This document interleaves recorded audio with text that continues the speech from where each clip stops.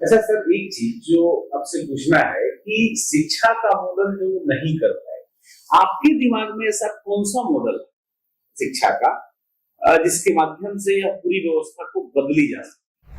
सबसे पहले जो हमने वादा किया हुआ है, हमारी सरकार बनने के इमीडिएटली बाद बिहार के हर बच्चे को, चाहे वो झुग्गी झोपड़ी में रहता हो, चाहे गांव में रहता हो, कस्बों में रहता हो, हर बच्चे को अच्छी शिक्षा मुफ्त मुहैया करवाई जाएगी। अगर उस बच्चे के घर के पास का सरकारी स्कूल अच्छे से काम नहीं कर रहा है तो उसे पास के प्राइवेट स्कूल में दाखिला दिया जाएगा, जिसका खर्चा सरकार देगी। ये तो हुआ प्राइमरी स्कूल।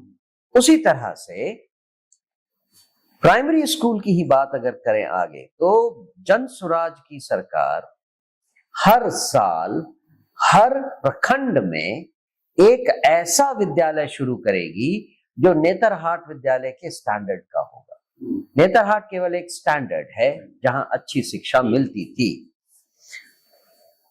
तो मान लीजिए एक साल में 534 विद्यालय, हर प्रखंड में एक विद्यालय बन गया। दूसरे साल फिर से उसी प्रखंड में, उन्हीं प्रखंडों में एक और विद्यालय बनाया जाएगा। मतलब हर साल एक विद्यालय ऐड कर दिया जाएगा। 5 साल के दौरान हर विद्यालय में 5 ऐसे स्कूल हो जाएंगे और इन स्कूलों में जो हॉस्टल्स होंगे उनमें ऐसे दलित समुदाय के और अति पिछड़े समुदाय के या माइनॉरिटीज के बच्चे रखे जाएंगे, जिनके परिवार में दशकों से, पीढ़ियों से कभी शिक्षा आई नहीं।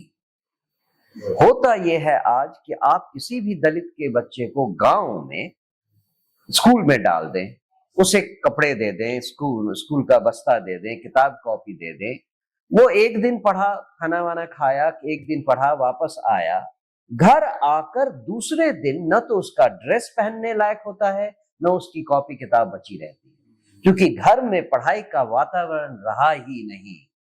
तो ऐसे बच्चों को कम से कम 5 साल अपने वातावरण से हटाकर किसी हॉस्टल में डाल दिया जाए, जहां से वो 5 साल तक निकलेगा नहीं।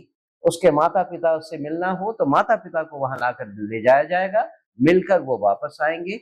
5 साल के बाद ये बच्चा जब घर वापस जाएगा तो वो अपने माता पिता को भी समझाएगा कि शिक्षा का मतलब क्या है, उन्हें कैसे रहना चाहिए, क्या होना चाहिए घर में।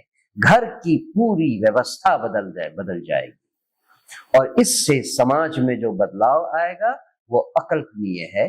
ठीक इसी तरह विश्वविद्यालयों में जिस दिन जन स्वराज की सरकार बनी, शिक्षा मंत्री इतना ईमानदार होगा कि भ्रष्टाचार का नामो निशान किसी भी विश्वविद्यालय से मिटा दिया जाएगा। आज की तरह नहीं कि शिक्षा मंत्री खुद सारे भ्रष्टाचार में लिप्त हैं। ये अगर हटा दिया जाए तो देखिए कैसे पलक झपकते 6 महीने के अंदर सारी की सारी व्यवस्था सही ढंग से काम करने लगती है।